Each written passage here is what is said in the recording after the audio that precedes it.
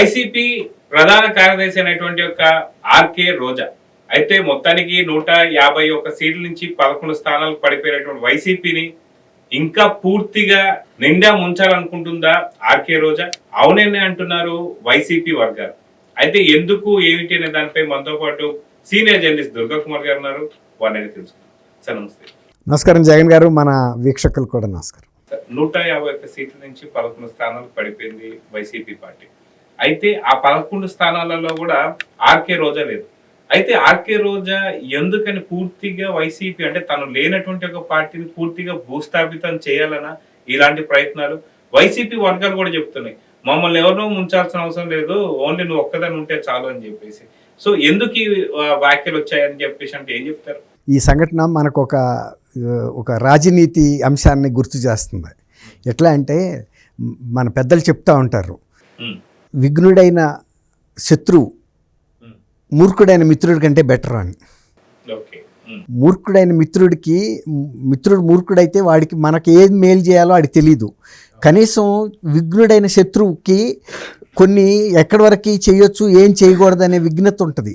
అందువల్ల ఈ సామెత వచ్చింది. అట్లాగే ఇప్పుడు వైఎస్ఆర్సీపీకి ప్రధాన కార్యదర్శిగా ఉన్న రోజా గారు, ఆమె దూకుడు స్వభావం ఒకటి, తర్వాత ఆమెకు ఒక అవగాహన లోపం వల్ల వైఎస్ఆర్సీపీకి ఏదో మేలు చేయాలనుకుని కీడు చేస్తుందని నిన్న మొన్న చర్చల్లో కూడా మనం ఒక అంశంలో మాట్లాడాం. లక్ష్మీపార్వతి గారు ఈమె చేసిన విమర్శలు పార్టీకి ఏ విధంగా మేలు చేయకపోగా కీడు చేస్తున్నాయి. ఎట్లా అంటే ఆమె మీరు చెప్పారు 151 స్థానాల నుంచి కేవలం 11కి పడిపోయిందండి.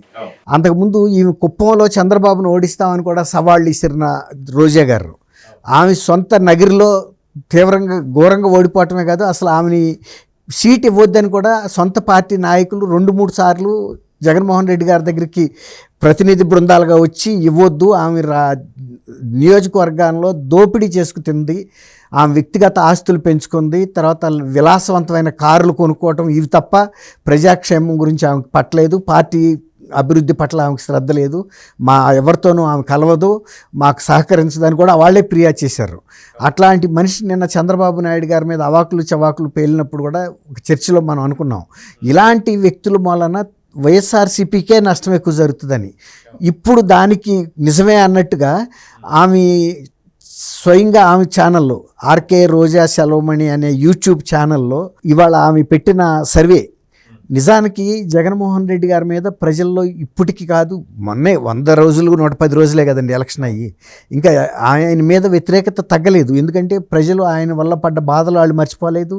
ఆయన రేట్లు పెంచి మద్యం అమ్మకాలు చేసిన విషయాలు కానీ, ప్రతి దాని మీద పన్నులు వేసిన విషయం కానీ, తర్వాత ఆస్తికి సంబంధించిన ఒక రక్షణ లేని పరిస్థితులు కానీ, వ్యక్తిగతంగా వాళ్ళకి భద్రత లేకపోవటం కానీ, తర్వాత ప్రజా సంక్షేమంగా పెట్టిన అన్నా క్యాంటీన్లు మూసేయటం కానీ, అన్ని విషయాల్లోనూ ఆయన ప్రజా వ్యతిరేకంగానే 5 సంవత్సరాలు పరిపాలించాడు.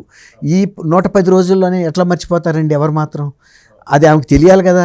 ఇప్పుడు ఈ 110 రోజుల్లోనే ప్రజలందరూ మారిపోయినట్టు, చంద్రబాబు నాయుడు గారిని వ్యతిరేకిస్తున్నట్టు, జగన్మోహన్ రెడ్డి గారిని ఆహ్వానిస్తున్నట్టు, చంద్రబాబు నాయుడు గారు కూడా జగన్మోహన్ రెడ్డి గారు లాగానే ప్రజా వ్యతిరేకమైన నిర్ణయాలతో పరిపాలన సాగిస్తున్నాడనేది ఆమె భ్రమ. రెండోది, ఇప్పుడు ఫస్ట్ వాళ్ళు రద్దు చేసిన అన్న క్యాంటీన్లే పునరుద్ధరించి చేశారు కదండి. ఇప్పటికే 100 క్యాంటీన్ల పైన, ఇంకొక 100 క్యాంటీన్లు కూడా ఇంకొక 15-20 రోజుల్లో పునరుద్ధరించడానికి కావాల్సిన ఏర్పాట్లు జరుగుతున్నాయి కదా. ఆనందంగా ప్రజలందరూ తింటున్నారు. ఇసుక విధానాన్ని సింప్లిఫై చేశారు, ఉచితం చేశారు. తర్వాత పోలీసు దాష్టికాలు ఎక్కడ కూడా లేవు. ఇప్పుడు వాళ్ళే చెబుతున్నారు, నిన్న ఆమె అది కూడా చెప్పింది, మా వాళ్ళని నరికి చంపుతున్నారు. నీ జగన్మోహన్ రెడ్డి గారు ఢిల్లీ కూడా వెళ్ళాడు, 36 రాజకీయ హత్యలు జరిగినాయి, మా పార్టీ కార్యకర్తలను చంపారని వాళ్ళు లిస్ట్ అడిగారు. ఢిల్లీ కేంద్ర హోంశాఖ అడిగింది, రాష్ట్రంలో హోంశాఖ వాళ్ళు కూడా అడిగారు, ఆ లిస్ట్ ఇవ్వండి, ఏ పోలీస్ స్టేషన్లో ఎవరిని చంపారో ఇవ్వమంటే ఇవ్వలేకపోయాడు. ఆ రోజే ముఖ్యమైన వైఎస్ఆర్సీపీ నాయకులు కూడా జగన్మోహన్ రెడ్డి గారు స్ట్రాటజికల్గా విధానపరంగా తప్పు చేస్తున్నాడు, అప్పుడే విమర్శించకూడదు అని కేతిరెడ్డి వెంకటరమణారెడ్డి లాంటి వ్యక్తులు, ఆయన ఒక విఘ్నత గల శాసనసభ్యుడే కదా, ఆయన చెప్పాడు. మిగిలిన ఉండవల్లి అరుణ్ కుమార్ కూడా చెప్పాడు, ఆయనకి శ్రేయోభిలాషి, అప్పుడే విమర్శించడం తగదు, టైం ఇవ్వాలి అని. కొన్ని ఎలాంటి తప్పులు చేశాడో కూడా ఉండవల్లి అరుణ్ కుమార్ గారు కూడా చెప్పాడు. మద్యంలో ఎంత దోపిడీ జరిగింది, సామాన్య ప్రజలు ఎంత నష్టపోయారు, ఆర్థికంగాను ఆరోగ్యపరంగాను ఎంతమంది అక్క చెల్లెళ్ళ పసుపు తాళ్ళు తెగిపోయినాయి అన్నీ చెప్పాడు. ఇవన్నీ కూడా మన పార్టీ వైఎస్ఆర్సీపీకి దెబ్బతీసినాయి అని, చంద్రబాబు నాయుడు గారిని అకారణంగా అరెస్ట్ చేయటం కూడా ఆయన చేసిన పెద్ద తప్పు అన్నాడు. ఆ రోజే నేను చెప్పాను జగన్ పని అయిపోయింది అని. ఇలా ప్రజలు ఇప్పుడు మామూలు వాళ్ళని అరెస్ట్ చేయలేదని కాదు, ఒక చంద్రబాబు నాయుడు గారిని అరెస్ట్ చేయలే, చంద్రబాబు నాయుడు గారిని కూడా అరెస్ట్ చేశారు. మామూలు వాళ్ళని అరెస్ట్ చేస్తే ఎవడో దిక్కు దివాణం లేదు. అక్కడికి వైఎస్ఆర్ టీడీపీ వాళ్ళు ఉద్యమాలు చేశారు, బయటకు వచ్చి ధర్నాల్లో అన్నీ. కానీ వాళ్ళు పోలీసులు లాఠీ చార్జీలు చేయటం తప్ప వీళ్ళని లెక్క చేసింది ఏముంది? ఎవరిని లెక్క చేయలే. ఇప్పుడు ఆయన్ని అరెస్ట్ చేసినప్పుడు కూడా 52 రోజులు వాళ్ళ సొంత పార్టీ వాళ్ళు కూడా అది తప్పేనని అన్నారు. కానీ ఆయన విందల్చుకోవాలి. ఎందుకంటే ఎట్టి పరిస్థితుల్లోనూ నేను ఈసారి చీఫ్ మినిస్టర్ అవుతానో అవ్వను, ఇది ఆఖరి రోజులు. చివరి 6 నెలల్లోనే కదా ఆయన అరెస్ట్ చేసింది, 4 నెలల్లోనే. కాబట్టి నేను ఇప్పుడు అరెస్ట్ చేయలేకపోతే జీవితంలో ఆయన అరెస్ట్ చేయలేను. కాబట్టి అది నేను కూడా చంద్రబాబు గారు కూడా జైల్లో ఉండే ఒక రికార్డు ఉండాలంటే ఇవాళ కారణం ఉన్నా లేకపోయినా అరెస్ట్ చేసి లోన పెడితే మనం బెయిల్ రాకుండా ఏదో ఒక రకంగా సాంకేతికంగా పొడిగించవచ్చు వీలైనంత కాలం. అట్లా 52 రోజులు పొడిగించారు, కానీ అంతకు మించి పొడిగించడానికి హైకోర్టు వారు ఒప్పుకోలే. మీ దగ్గర ఏమున్నాయో ఆధారాలు చూపించండి, దీనికి ప్రాథమిక సాక్షి ఆధారాలని ఏమి చూపించలేకపోయారు. టైం అడిగారు, 2-3 సార్లు అడిగితే వాళ్ళు పొడిగిస్తూ వచ్చారు. ఇంకా అప్పుడు కూడా చూపించలేని పరిస్థితుల్లో ఇక ఆయన్ని జైల్లో ఉంచడం సాధ్యం కాదు, మేము బెయిల్ ఇస్తున్నాము, ఆ తర్వాత మీరు ఏమైనా ఉంటే సాక్ష్యాధారాలు పెట్టమన్నారు. ఇక అప్పుడు తర్వాత ఇంకా ఆయన పెట్టింది లేదు. ఇంతలోకి ప్రభుత్వం కూడా ఓడిపోయింది. ఇప్పుడు ఆర్కే రోజా గారి సంగతి వచ్చేటప్పటికి ఆమె ఎన్ని ప్రగల్భాలు పలికిందో, లేకపోతే ఇవాళ ఈ ఛానల్ పెట్టి ఆ పిచ్చి ప్రశ్నలు వేసేటప్పటికి జగన్మోహన్ రెడ్డి గారికి మూలిగే నక్క మీద తాటికాయ పడ్డట్టుగా ఇప్పటికే ప్రజా వ్యతిరేకత ఉండి ఏ డైరెక్షన్లో వెళ్ళాలో తెలియక ఎవరు ఈ పునర్నిర్మాణం చేయగలుగుతారని కొత్త సలహాదారుని పెట్టుకుని కూడా కొత్త సలహాదారుడికి అసలు పార్టీ గురించి అవగాహన లేకపోతే మళ్ళీ పాత సలహాదారు సజ్జల రామకృష్ణారెడ్డితోనే ఆయనకి డైరెక్షన్ ఇప్పించి పార్టీ పునర్నిర్మాణం చేయించడానికి ప్రయత్నిస్తుంటే ఒక వర్గం మళ్ళీ సజ్జల రామకృష్ణారెడ్డినే తీసుకొచ్చారు, కొత్త సీసాలో పాత సారా పోసినట్టు అని మళ్ళీ అంతర్గత మదనం జరుగుతుంది. ఈ పరిస్థితుల్లో ఈ ప్రశ్నలు పెట్టేటప్పటికి 77% ఆయనకి వ్యతిరేకంగా వచ్చింది. లడ్డు కల్తీలో జగన్మోహన్ రెడ్డి ప్రభుత్వదే బాధ్యత ఎక్కువ ఉంది, మిగిలిన వాళ్ళది 23% వచ్చింది. దానికి తోడు ఎవరి పరిపాలన బాగుందన్నప్పుడు కూడా ఇంచుమించుగా 77 నుంచి 80% రాక చంద్రబాబు నాయుడు గారికి ఫేవరబుల్గాను, ఆయనకేమో వ్యతిరేకంగా వచ్చింది.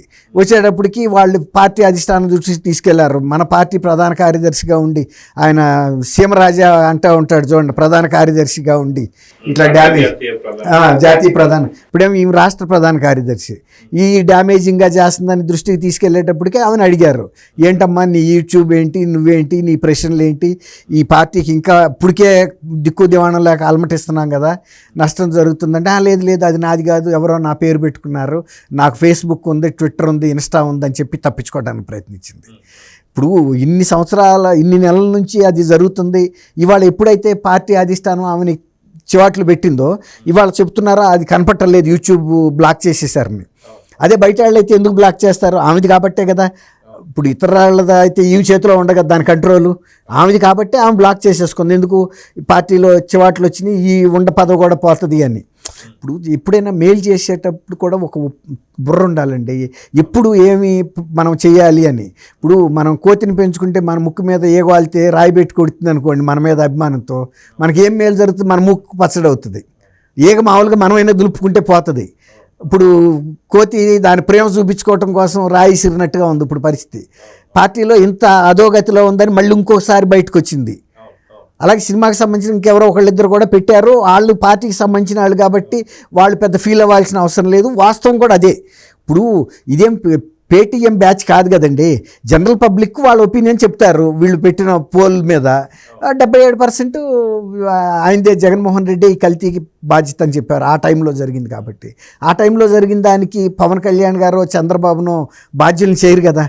అయితే గతంలో కూడా చూసుకుంటే ఎలక్షన్స్ కన్నా ముందు ఆర్కే రోజా అసెంబ్లీ గేటు కూడా తాకనివ్వను అంటూ పవన్ కళ్యాణ్ గారికి వార్నింగ్ ఇవ్వడం కావచ్చు, అవన్నీ చూసాం. కానీ ఇప్పుడు ఆయన డిప్యూటీ సీఎం అయి కూర్చున్నాడు. అప్పుడే చెప్పారు, ప్రజలందరూ కూడా నోరు మూపించారు, నువ్వు ఎక్కువగా మాట్లాడకూడదు అని చెప్పి. అయినా సరే ఇప్పటికీ ఇలాంటి పరిస్థితుల్లో ఆర్కే రోజా మాట్లాడుతుంది అంటే దీన్ని ఎలా చూడాలి? ఇప్పటికైనా సరే కొంత తెలుసుకొని ఇక పైన ఇలాంటివి చేయకుండా ఉంటుందా, లేదా ఇలాంటివి చేస్తూ ఉంటుందా అంటే ఏం చెప్తారు? అసలు ఒక రకంగా పవన్ కళ్యాణ్ గారికి ఇంత విక్టరీ రావటానికి కూడా కారణం ఇలాంటి అవాకులు చవాకులండి. రోజా గారు కూడా కారణమే. ఆయన మీద అలాంటి వ్యాఖ్యలు చేయబట్టి ప్రజలు ఇంకా పట్టుదలతో పవన్ కళ్యాణ్ గారికి ఫేవర్గా వచ్చారు. ఎప్పుడైనా ఇలాంటి ప్రజల్లో అభిమానం లేని వ్యక్తులు, ప్రజలలో వ్యతిరేకత ఉన్న వ్యక్తులు కనుక ఇలాంటి వ్యాఖ్యలు చేసినప్పుడు వాళ్ళు ఎవరి మీద అయితే వ్యతిరేక వ్యాఖ్యలు చేస్తారో వాళ్ళకి మేలు జరుగుతుందండి. ఇట్లాంటి వాళ్ళు ఏ పార్టీలో ఉన్నారో ఆ పార్టీకి నష్టం జరుగుతుంది. కాబట్టి వైఎస్ఆర్సీపీ ఇప్పటికైనా సరే లక్ష్మీపార్వతి ఇలాంటి వ్యక్తులు ఎవరైతే ప్రజల చేత చీకొట్టించుకున్నారో, లేకపోతే వీళ్ళకి ఒక ప్రజల్లో విశ్వసనీయత లేదో వాళ్ళని దూరంగా పెట్టాలి తప్ప ఇంకా వాళ్ళనే తీసుకొచ్చి ముందుకు పెడితే ఇప్పుడు పెట్టిన 11 సీట్లు కూడా రావు. అంతే. ఇప్పుడు మీరు చెప్పారు ఆయన్ని గేట్లు తాకనివ్వను అన్నాడు. ఆ రోజుకే ఆమె సొంత నియోజకవర్గంలో ఆమెకి పరపతి లేదు కదండి. అక్కడే ఓడిపోయే పరిస్థితుల్లో ఆమె పవన్ కళ్యాణ్ గారిని శాసించగలుగుతుందా? పిఠాపురంలో ఆయన గెలుపోవటముల్ని నిర్ణయించాల్సింది పిఠాపురం ప్రజలు. విఘ్నత ఉన్నది ఓటర్లకి. ఇప్పుడు ఈమె ఎంత అన్యాయాలు చేసిందో, అక్రమాలు చేసిందో, అవినీతి చేసిందో నగరీ ప్రజలకు తెలుసు. ఆ రోజే వచ్చి సీటు ఇవ్వద్దని కూడా వాళ్ళ సొంత నాయకులే చెప్పినప్పుడు ఆమెకి ఎంత ప్రజల్లో పేరు ఉంటుంది, ప్రఖ్యాతి ఉందండి. కాబట్టి ఇలాంటి వాళ్ళు చేయటం వలన అవతల పార్టీకి మేలు జరుగుతుంది, సొంత పార్టీకి నష్టం జరుగుతుంది. చూద్దాం సార్, దీన్ని దృష్టిలో పెట్టుకుని జగన్ అండ్ భారతి వార్నింగ్ ఇచ్చినట్టు, అందుకే యూట్యూబ్ ఛానల్ ఆపేసుకున్నట్టుగా వార్తలు వస్తున్నాయి. చూద్దాం ఇకపైనా సరే రోజా, ఆర్కే రోజా కొంచెం ఏమంటారు అనమాట సమయంలో పాటిస్తుందా లేదో చూద్దాం. నమస్తే. నమస్కారం జగన్ గారు, మన వీక్షకులకు.